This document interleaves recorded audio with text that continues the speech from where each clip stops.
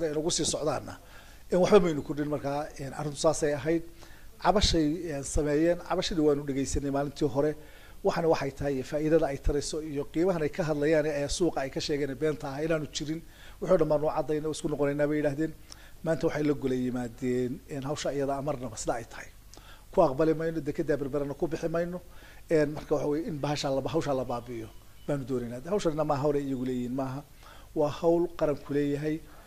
badbaadada iyo badqabka gaadiidka wasaaradana iskale waa xilay leedahay waxaanu ka wada hadlaynaa mandate buu ahaa ma wax shakhsi ku xidhan ama wasiir hadda jooga ama wasiir dambe oo imanaya ku xidhan maahe waa mandate wasaaraddu ay leedahay waa xilalka saaran oo waxyaalaha hadalada waxa kamid ahaa annaga waxay gargaraacayna wasiir waxa ku dhimanaya maxaa ka galay marka taasina xil ay iyagu leeyihiin dad mas'uuliyadda ummadda naga saaran gaadiidka iyo badqabkooda xil baa naga saaran haddii ay ka hadli lahaayeen maxaa dhahdaa xagga culaysyo dhaqaale oo kale ay keenayaan oo cabasho leeyahay waa la isleegi kari lahaa wax la isleegi kari lahayd laakiin taa iyada nagalama hadlin waxay uun ka hadlayeen oo keliya midda labaad nimanka maanta beesha marayay intooda badan waa niman dilaaliina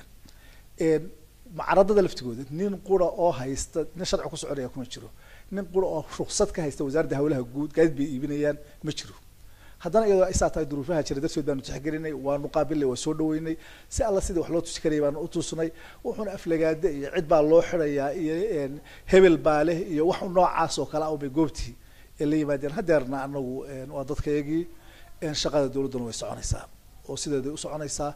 baabuurtaas annaga xil naga saaraya wixii dhibaato ee dadka ku yimaadana annaga xil naga saaraya gaariga waa u baaraynaa waad ogtihiin waadna arki doontaan geerashadooda maalintii aanu samayn loonj garaynaynay geerashadeena waaweyn oo dhan way yimaadeen waxay soo dhaweeyeen arrintan oo ay lahaayeen war halkaanu gaadiid kaga dhex dhici jiray waxaad noo sahasheen gaarigii in la baadho dabeedna gaariga waxaa soo qabaad meeshii aanu abaaro ay wax ka qabeen waxyaabay soo dhaweeyeen bay kamid tahay marka nimankan waxay uun ka hadlayaan wuxuu la jecla ah arrintan wadamarista iyo arrintan arrin khusaysa maaha arrintan waa service loo qabanayo qofka serviceka loo qabanaya waxa weeye gaarigiisa waa loo baaraya gaariga waxaa soo qabaa gaariga waxa ka hagaaji baa loo odhanaya marka uu ka hagaaji haddii weliba khasab ma aha in uu ka hagaajiyo goobtaa markaa waa inuu baxo oo gaarigii soo hagaajiso dabadeedna hadduu u baahdo xataa ta berbere uusan ku noqonin ta hargeysa intuu yimaado uu ku jeegarayo yidhahda gaarigu waan soo hagaajiyay balna wixii ii dhamaystirayeen halayla eego arrintu caynkaas ay ahayd hadday cabasho aan lahayn cabashada waanu la eegi lahayn laakiin inay yidhaahdaan iyagu sida ay maaragtay yihiin awoodihii rasmiga ah ee dawladda ha la baabiyo arrintaa iyada arrin suuragala maaha arrin laga dhageysanayo iyo arrin midna loogu dulqaadanayo midna maaha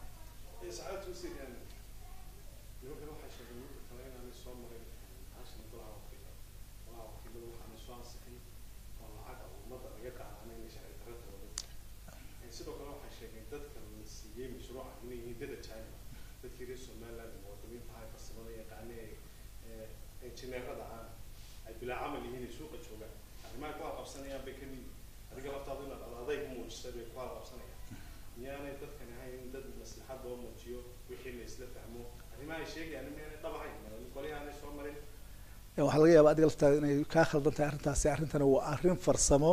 waxa weye waa service la qabanayo maaha takaaliif lasoo rogay oo cashuureed waa inay golaha baarlamaanka martaa laakiin arrintana waa service qofka loo qabanayo geerashka aan ka sameeyo wasaaradda serviceka qabanaya golaha baarlamaanka mari maayo leyrka aan siinaya ee aan lacagta ku bixinaya golaha baarlamaanka mari maayo servicekan aan u qabanaya badqabka gaariga aan kaga hadlaya mari maayo golaha baarlamaanka marka arrintan waa arrin service oo shaqo la qabanayo iyo ajuura la qaadanayo ma aha waxa kan midda labaad xagga kale ah ganacsatadeena dee ganacsatadeenu meeshu way banaaned intaasoo sanadood way banaaneed hadday soo doonanayaan maalgelin bay arrintan u baahan tahay hadda mashruucan wuxuu ku kacaya macal hoosadiisa lacag 4 milyan oo dollar hadday maal gashanayaan soo dalban lahayn arrinta maalgelinta waa la soo dhaweyn lahayn laakiin in ajnabi maalgeliyo iyo in shay sukay maalgeliyo labadaba waxa uu suuqeenu u furayo suuq xoro weeye waa dhiirigelinaa waliba maalgelinta shay aad baanu u dhiirigelinaynaa waxa weeye arrintaa iyada ah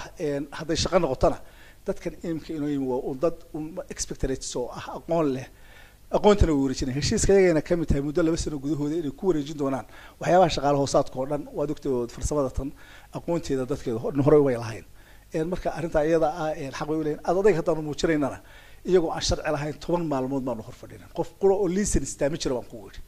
haddana intaas oo maalmood baanu hor fadhinay dhageysanaynay waraysadii aan bixiyay idaacadaha idinka iyo hadda qolihiina ila jooga bulsho iyo maalintii hore aan siiyay waad ogeydeen iyo TV-ga qaranka iyo VOA-da inay dad cashuur bixiyaal yihiin inaanu u turayno inaanu la damqanayno waa idin sheegay intaba laakiin haddii ka soo gudbaan oo ay noqoto in iyagu awoodii rasmiga sideeda u hadlaan arrinta iyada laga aqbali maayo